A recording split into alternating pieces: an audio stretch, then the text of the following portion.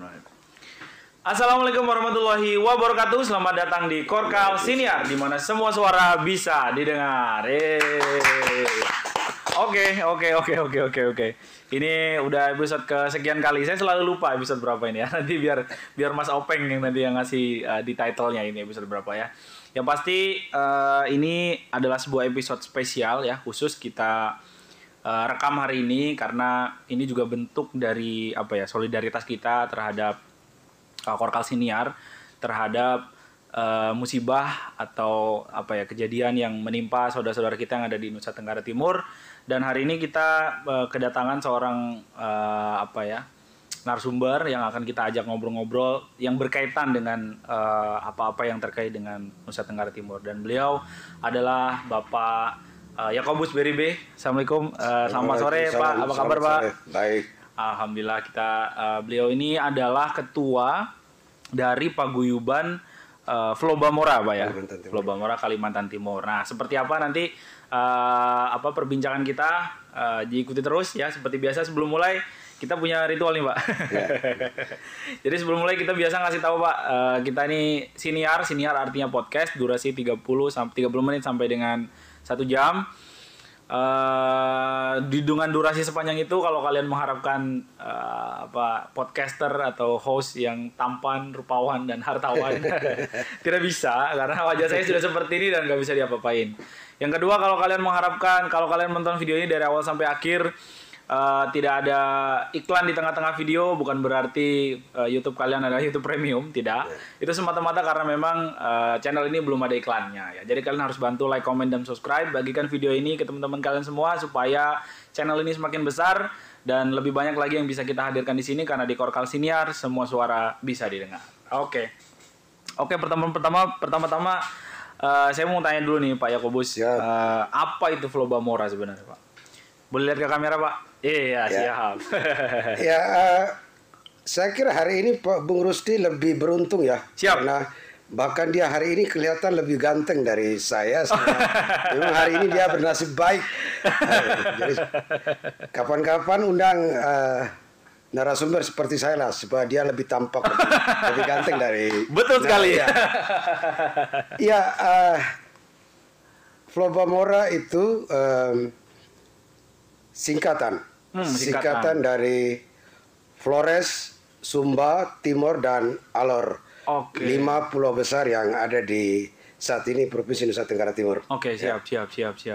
Flobamora itu ternyata singkatan gitu Pak ya. Oke. Itu fokusnya apa nih Pak Flobamora nih Pak? Ya, yang jelas kita organisasi sosial, tentunya lebih fokus kepada persoalan-persoalan sosial kemasyarakatan. Oke, siap. Dan itu lebih melihat kepada masyarakat Kalimantan Timur asal Nusa Tenggara Timur yang berdomisili atau menetap di Kalimantan Timur. Oh, siap. Artinya semacam wadah bagi diaspora teman-teman yang NTT, asal NTT yang bekerja di atau yang tinggal di Kalimantan Timur. Secara anggota sendiri gimana Pak? Cara? Anggota. Ya, keanggotaan kita dalam bentuk kelembagaan. Oke. Jadi di Kaltim ini ada beberapa paguyuban, ada ormas-ormas kedaerahan. Seperti di Nusa Tenggara Timur itu ada 22 kota kabupaten. Oke, siap. 21 kabupaten dan satu kota. Okay. Dan mereka hampir semua punya paguyuban sendiri-sendiri di Kaltim. Oh, siap. Nah, paguyuban itulah kemudian secara kelembagaan menjadi anggota Rumah Flobamora Kalimantan Timur. Oh, seperti itu. Siap. Berarti kalau bisa dibilang sejauh ini orang NTT ini cukup banyak Pak ya eksistensinya di Kalimantan Timur Pak ya? Khususnya di Samarinda. Cukup banyak. Samarinda kita masih belum punya data yang valid, tapi yang pasti kita cukup banyak. Dan bahkan di Kaltim juga kita sudah sangat banyak. Sampai dengan 10.000 Pak? Samarinda? Kaltim kita sudah hampir 100-an. 100.000? Ya, untuk 10 kota kabupaten. Banyak juga ya teman-teman ya. Banyak juga. Oke. Kalau Pak Yakobus sendiri asalnya dari mana Pak? Dari Flores atau dari? Saya dari Flores Timur. Dari Flores Timur. Ya. Oke. Kita bicara soal musibah yang mengalami kampung halaman Bapak ini. Kan begitu kalau saya bisa deskripsikan di kata-kata tuh mengerikan gitu Pak ya. Musibah yang dialami oleh kawan-kawan kita di sana. Lalu apa yang Flow Bawamora ingin coba lakukan gitu Pak untuk mungkin meringankan beban mereka? Ya, yang pertama kami melihat ada dua hal yang kemudian kami bisa berperan. Yang pertama bantuan darurat. Bantuan darurat adalah bagaimana kebutuhan-kebutuhan darurat saat ini kita bisa turut berpartisipasi. Kemudian yang kedua adalah kebutuhan pemulihan pasca bencana. Okay. Nah, dari situ kita tentunya sebagai orang Flow Bawamora, orang warga Nusa Tenggara Timur yang berada di Kalimantan Timur, kita patut dan wajib berempati terhadap musibah itu. Okay. Nah, dalam kaitan itu, Rumah Flow Bawamora Kalimantan Timur saat ini sedang melakukan penggalangan dana. Oh, siap. Penggalangan dana, kemudian beberapa barang dalam bentuk sembako, kemudian selimut, tenda, masker, pakaian layak pakai, Siap. dan beberapa lain yang dibutuhkan, dan obat-obatan yang paling penting. Okay. Yang Siap. Nah, Siap. dalam kaitan itu teman-teman paguyupan yang saya sebutkan tadi dalam saat ini sedang melakukan penggalangan dana di internal mereka, sampai dengan pakaian dan kebutuhan-kebutuhan lainnya. Siap. Dalam bungkusan yang paling besar, dalam gerakan yang paling lebih besar lagi, Rumah Flow Bawamora sudah membentuk tim penggalangan dana. Siap. Yang rencana akan digelar pada tanggal 17 malam di salah satu tempat yang belum fix, salah satu tempat dalam rangka penggalangan dana yang jumlahnya lebih besar lagi. Oke. Nah, kita melibatkan semua stakeholder. Jadi bukan hanya warga Flow Bawamora aja, bukan hanya warga NTT saja, tapi semua stakeholder, saudara-saudara kita di luar Flow Bawamora juga kita ajak, kita gugah untuk berpartisipasi, karena menurut kami bencana ini tidak lagi menjadi bencana lokal tapi sudah bencana nasional, sehingga warga negara Indonesia dimanapun, anak bangsa dimanapun, mudah-mudahan bisa membantu. Sentuh hatinya untuk membantu. Ya. Sejauh ini Pak, sudah adakah bantuan-bantuan yang mungkin sudah terkumpul atau bahkan sudah disalurkan Pak dari Flow Bawamora? Karena kita baru saja menyalurkan bantuan untuk bencana sebelumnya. Kan bencana sebelumnya itu juga bencana gunung berapi di Gili Api Lembata itu, sehingga kita baru saja mengirim bantuan itu, sehingga sekarang kita masih dalam tahap pengumpulan. Ya. Oke, siap. Biasanya nih Pak, kan kalau pengumpulan dana itu kan sporadis gitu Pak ya, bisa menyebar di mana-mana. Nah, itu biasanya dikumpulkannya di mana Pak kalau Flow Bawamora ini Pak? Ya, dana kita kumpulkan di satu rekening, rekening milik Rumah Flow Bawamora, rekening resmi Rumah Flow Bawamora di Bank Kaltimtara. Ya, kemudian kalau dalam bentuk barang, kota kabupaten yang kesulitan mendistribusikan langsung, maka mereka akan jadi satu di sekretariat Rumah Flow Bawamora di Jalan Awep Serani, Gang PW 2 nomor 3. Samarinda Pak ya? Samarinda, oke. Artinya gini Pak, sejauh ini kan kemarin awal-awal sebelum akhirnya Pak Jokowi datang ke sana, sempat ada sentimen-sentimen kedaerahan Pak. Artinya bahwa ada yang merasa bahwa NTT ini kurang dapat perhatian karena dapat dapat ujian bencana banjir dan lain sebagainya, tapi tidak langsung segera direspon oleh negara. Nah, kalau Bapak sendiri melihatnya seperti apa Pak? Saya kira kalau range waktu antara kejadian dengan kehadiran pertama Menteri Sosial, kejadian yang parah itu kan mulai tanggal 4 April. Kemudian di tanggal 6-7 itu sudah ada respon pemerintah, sudah ada respon pemerintah. Kemudian ditambah dengan kehadiran Menteri Sosial, kehadiran Menteri Bapak Presiden langsung. Betul. Jadi saya kira pemikiran itu, saya kira karena panik aja. Karena panik aja. Tetapi intinya menurut saya tidak kalau katakan tidak diperhatikan tidak juga. Tapi kita maklumin dalam keadaan panik gitu aja. Betul. Tapi Bapak sendiri berarti sebagai orang dengan darah asli NTT gitu Pak ya. Melihat pemerintah ini sudah cukup peduli gitu Pak ya. Artinya memberikan bantuan dan lain sebagainya sudah sudah cukup hadir kah Pak menurut Bapak sebagai warga NTT walaupun tidak di tempat? Ya, bantuan baik dana dan lain sebagainya itu menurut saya nomor 2. Yang paling penting adalah kehadiran pemerintah di tengah-tengah penderitaan itu yang kemudian mudah-mudahan itu sebuah rasa yang lain, rasa yang lain dari masyarakat ketika pemimpinnya hadir. Betul. Bahwa kemudian itu pastilah ada kebutuhan makanan, ada kebutuhan obat-obatan, pakaian dan pemulihan pasca bencana itu. Ya, rumah banyak yang hancur, daerah pertanian banyak yang hancur, fasilitas umum, sekolah, tempat ibadah baik Kristen, Muslim, kemudian rumah sakit, ya semuanya hancur. Sehingga saya kira pemerintah juga pasti berpikir komprehensif. Saat ini mereka melakukan apa dan pasca bencana mereka melakukan apa. Jadi ya saya kira jangan juga kita terlalu panik, kita sabar-sabar saja karena pasti negara hadir dalam. Pasti negara hadir. Ya. Siap. Pak, kalau saya tanya secara pribadi nih Pak, apakah Bapak punya keluarga barangkali yang juga turut menjadi korban Pak di kampung halaman Pak? Kebetulan kampung saya itu sudah kena jatah tahun 92. Jadi hari ini relatif aman-aman saja. Walaupun ya, di daerah di kampung saya ada keimbasan anginnya. Gitu. Tapi artinya kampung halaman asli Bapak tidak terdampak terlalu parah gitu. Tidak terlalu parah. Oke, siap. Kalau dari laporan dari lapangan nih Pak, tadi kan Bapak sebutkan perlu tenda, perlu pakaian layak gitu dan lain sebagainya. Nantinya teman-teman Flow Bamora ini akan lebih fokus untuk membantu di apanya nih Pak? Saya kira dua-duanya sangat penting. Siap. Ya, sehingga dua-duanya harus fokus. Jadi baik dananya maupun barang-barang apa segala macam, saya kira dua-duanya sama. Jadi fokus ke dua-duanya. Siap. Pak, kalau kita bicara soal Indonesia Timur itu kan biasanya selalu ada stereotip, Pak. Selalu ada stigma-stigma yang dalam tanda kutip biasanya mengarah ke hal negatif. Bapak sendiri sudah berapa lama Pak tinggal di Kalimantan Timur, Pak?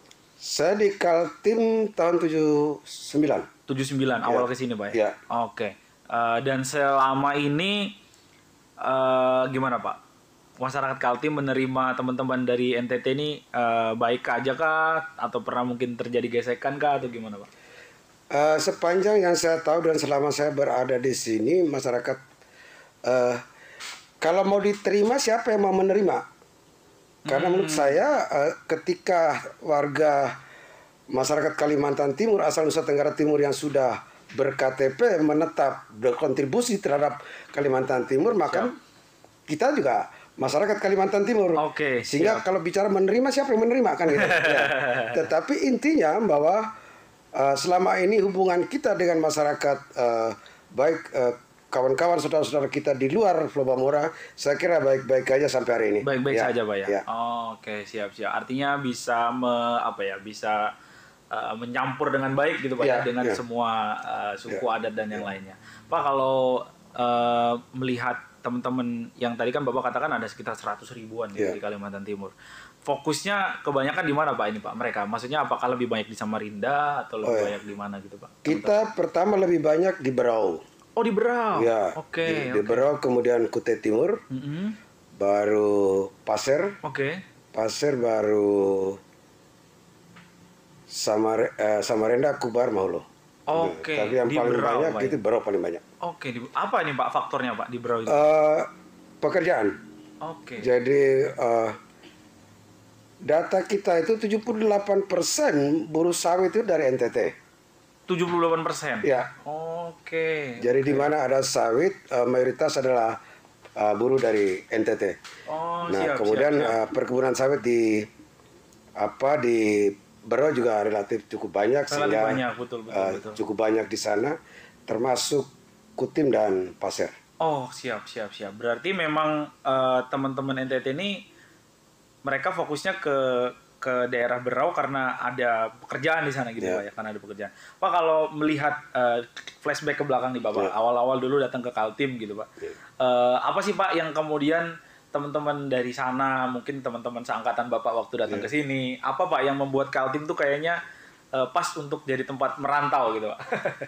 Ya, kita tahulah bahwa pada tahun sekitar tahun 60-an sampai ke 78 kurang lebih itu, um, Kaltim salah satu daerah yang kaya ya waktu itu Siap. dengan kayunya, produksi Siap. kayunya apa segala macam, pasca kayu dengan kemudian dengan apa tambangnya dan lain sebagainya, bahkan muncul potensi-potensi berikutnya. Siap. Nah, sehingga warga kami pada saat itu rata-rata memang mencari kerja, mencari kerja. Oke. Tidak ada lah mutasi pegawai negeri dari sana ke sini saat itu ya. Iya, betul. Sehingga bahkan mencari pekerjaan, dan sampai hari ini juga di sawit-sawit, di tambang-tambang juga memang mencari pekerjaan. Nah, tapi menurut saya mudah-mudahan semua pemikiran sama bahwa warga Pulau Bambora adalah masyarakat Kalimantan Timur yang kemudian semuanya bersepakat membangun Kaltim. Oke, yang sudah ada di sini. Bapak berarti saat ini sudah berKTP Kaltim berarti Pak? Sudah. Oke, siap. Kalau ini Pak, dalam kan Pak, buat teman-teman yang belum tahu, Pak Yakobus ini juga banyak berperan gitu di dalam percaturan politik di Kalimantan Timur. Gitu. Beliau ini banyak menjadi orang di belakang layarnya lah, yang jarang-jarang muncul. Artinya bahwa eksistensi seorang atau warga NTT itu di Kaltim juga tidak kecil gitu ya, sumbangsinya mereka juga tidak kecil. Bapak sendiri kalau memberikan arahan, barangkali memberikan masukan terhadap generasi muda, kawan-kawan NTT yang sekarang ada di sini, apa Pak biasanya Pak sebagai bentuk eksistensinya teman-teman NTT itu supaya bisa pertama tadi tidak mendapat stigma, kemudian bisa berbaur dengan baik gitu, tanpa ada gesekan-gesekan yang berarti gitu Pak. Yang pertama, warga NTT saat ini harus tidak boleh melihat dirinya sebagai perantau. Tidak boleh lihat diri sebagai perantau. Oke. Itu pertama. Kemudian yang kedua, harus merasa wajib bagi semuanya untuk berkontribusi terhadap pembangunan di Kalimantan Timur, dan yang paling penting adalah membangun silaturahmi, membangun hubungan baik dengan siapapun yang ada di sekitar kita, sehingga tanggung jawab warga Kaltim asal NTT itu menjadi mutlak untuk kondusivitas Kalimantan Timur. Nah, walaupun dalam konteks etika, kalau kita tarik asal usul, maka selalu yang kita teriakkan di setiap momentum, baik di media sosial atau apa, itu pasti kami tulis di mana langit di mana bumi dipijak, di situ langit dijunjung. Itu selalu ada dalam setiap momentum. Siap, luar biasa. Sejauh ini Pak, pernah nggak Bapak diminta untuk memfasilitasi barangkali mungkin gesekan-gesekan yang terjadi Pak sejauh ini dengan warga lokal barangkali, atau mungkin teman-teman yang mungkin baru datang dari NTT ke sini gitu Pak? Ada nggak Pak yang kayak gitu Pak? Saya tidak boleh sebut antara siapa dan siapa. Siap. Tetapi baru-baru ini kami dari Pasir dalam beberapa bulan lalu juga dalam rangka ada beda-beda paham lah antara kelompok masyarakat di sana. Kemudian sebelumnya juga saya dari Karangan, di salah satu dari Kutai Timur, dan beberapa tempat lain lah seringnya kita. Apa biasanya Pak yang suka menjadi beda pemahaman itu Pak? Ini biar supaya tidak terjadi lagi gitu Pak. Yang sering terjadi itu hal menurut saya sebuah pengakuan di mana mereka tempati, dan akhirnya rata-rata lahan. Lahan. Rata-rata lahan itu kemudian gesekan antar masyarakat juga persoalan lahan, masyarakat dengan lebih banyak masyarakat dengan perusahaan juga soal lahan. Hal-hal yang sifatnya ideologis menurut saya sampai hari ini tidak ada. Tidak terlalu Pak ya. Oke. Kan kalau Bapak kan pasti juga berkomunikasi dengan teman-teman lain di Indonesia, Pulau Bambora lain di Indonesia. Sejauh ini tingkat kondusivitas di Kaltim itu gimana Pak kalau dibandingkan dengan daerah-daerah lain Pak? Ya, justru saya lihat Kaltim jauh lebih kondusif. Jauh lebih kondusif. Jauh lebih kondusif dari beberapa daerah yang lain. Yang di mana ada Pulau Bambora kita sering komunikasi dan gesekan seperti Bung Rusdi katakan tadi, menurut saya justru di tempat lain ada sedikit tapi dan bahkan nuansa ras itu juga bisa saja muncul. Masih ada. Ya masih ada. Tetapi kita di Kaltim saya lihat tidak seperti itu. Oke, luar biasa. Ini patut diberikan tepuk tangan ini Pak, karena berarti warga Kaltim ini pantas lah kalau disebut sebagai ibu kota Pak ya. Karena kita bisa menerima bisa berkomunikasi dengan baik lah begitu ya. Oke, ini juga kalau pasti seandainya ada penghargaan tentang kondusivitas, Kaltim masih dapat Pak ya. Oke, betul. Oke, karena orang Kaltim santai-santai Pak ya, kalem-kalem. Iya, betul. Oke, ini berarti harus dijaga teman-teman ya, yang nonton koran Kaltim Siniar ini. Kondusivitas tadi tuh sangat penting gitu, karena kalau daerahnya kondusif, investasi masuk Pak ya. Pemodal masuk dan kita bisa kehidupan sosial juga lebih tenang Pak ya, lebih aman. Oke, siap. Pak, kita kembali lagi ke soal bencana di NTT Pak. Kalau dari saya ingat Bapak gitu Pak, menurut Bapak apa sih Pak yang kemudian menjadi hal yang perlu dijadikan catatan mungkin bagi teman-teman yang ada di NTT supaya bencana-bencana alam yang bisa jadi ada kaitannya dengan tingkah manusia juga kemudian bisa terjadi Pak? Apa sih Pak yang perlu dihindari barangkali, apalagi seperti banjir dan lain sebagainya Pak? Kalau alam ini kan kata almarhum Wali Kota Samarinda itu kan kada kawa dilawan kan. Kada kawa dilawan kan gitu Pak. Betul.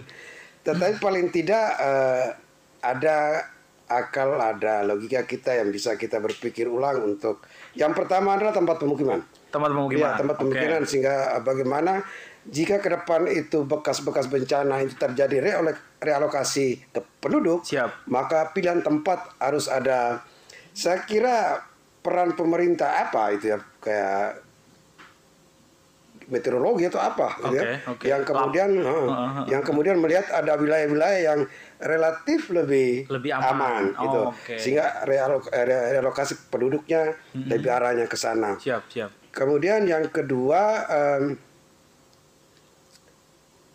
kalau aktivitas tingkah manusia yang kemudian berdampak pada persoalan ini saya kira tidak ada. Karena di sana orang bertani berladang biasa-biasa.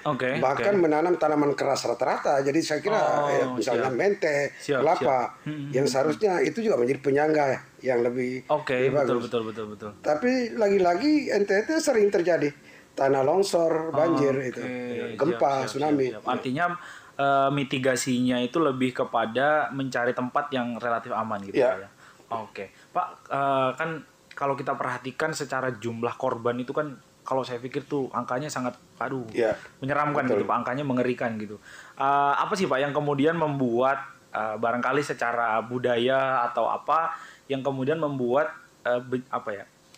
konsentrasi warga tuh menjadi lebih banyak terkena dampak gitu Pak? Apakah warga NTT ini atau teman-teman di sana ini lebih berkerumpul ketika membuat pemukiman atau memang tempatnya yang kemudian menjadi tempat yang riskan begitu, mungkin di bawah bukit atau di ujung sungai barangkali seperti itu.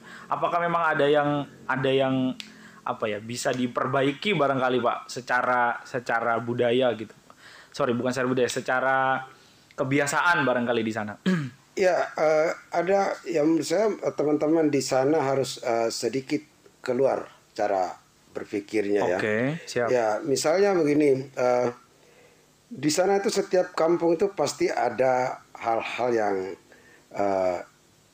dalam kaitan dengan adat tempat, misalnya rumah adat, kemudian apa segala macam.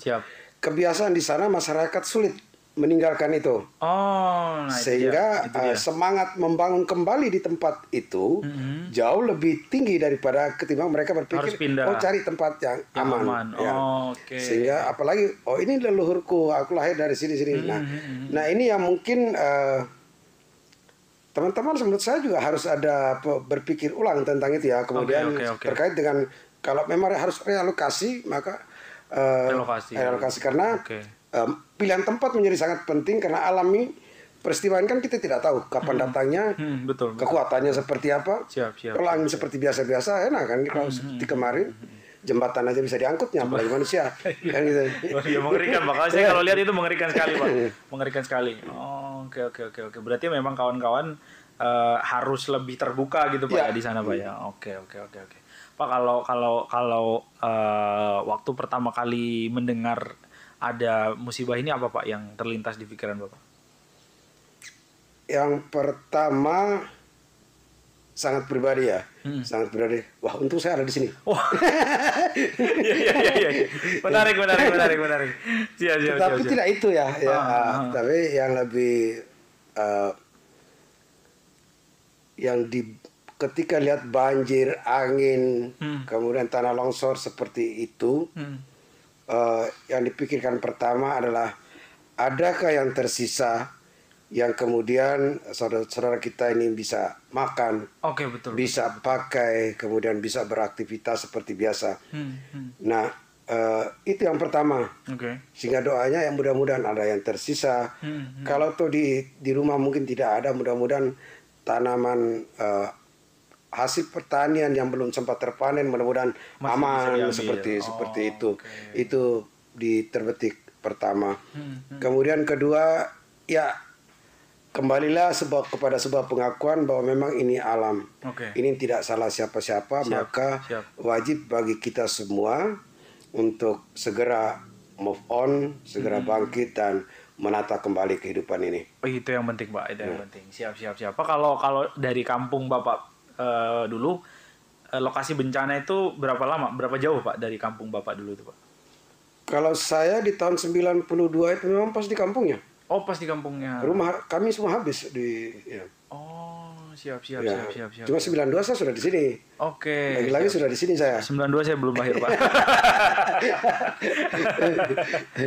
Oh, gitu. Iya. Siap. Itu pas di kampung saya habis. Rumah tidak ada yang sisa. Oh, luar biasa. Siap. Tapi artinya bahwa secara psikologis sebenarnya teman-teman di NTT ini sudah tahu Pak ya bahwa bukan sudah tahu, ada pengalaman sebelumnya gitu Pak ya. Kalau soal gempa itu pengalaman yang luar biasa kalau Iya. Karena di zaman saya kecil juga gempa-gempa itu sudah ada sih ya. Kita dulu saya masih kecil sering lari keluar rumah karena gentar-gentar, tapi tidak separah itu, sekarang ini. Siap. Yang perlu dicari itu kenapa kok gempa sekarang besar betul. Kenapa gempanya sekarang besar-besar Pak ya? Siap. Oke, jadi saat ini berarti teman-teman Probamora masih fokus untuk menyiapkan acara Malam Galang Dana tadi Pak ya? Oke. Kalau saya minta izin Bapak bisa menyapa teman-teman yang ada di NTT menggunakan bahasa daerah Bapak, Pak. Silakan Pak. Mungkin motivasi atau ajakan supaya lebih ayo move on gitu Pak dalam bahasa. Sorry kalau Bapak berarti sukunya apa Pak? Kita Lama Holot. Gimana? Lama Holot. Boleh Pak. Boleh siapa tahu nanti teman-teman yang di sana. Nggak bisa. Sudah nggak bisa Pak ya? Bukan nggak bisa gitu. Kita di sana itu ratusan bahasa daerah. Oh gitu. Siap. Tapi yang umum apa Pak bahasanya? Yang umum. Kita di sana ya umum ya bahasa kayak misalnya bisa bahasa Nagi gitu ya. Tapi saya sudah nggak hafal lagi. udah jadi orang Samarinda beliau. Saya udah nggak hafal lagi. Iya. Jadi kalau gitu dalam bahasa Indonesia aja Pak. Akhirnya kalau saya pakai bahasa daerah, kalau bahasa daerah asli, saya masih bisa. Oh gitu. Cuma siap. Orang kampung gua aja yang mengerti gitu. Gitu. Yang lain nggak paham. Iya. Boleh diceritain deh Pak kalau gitu Pak.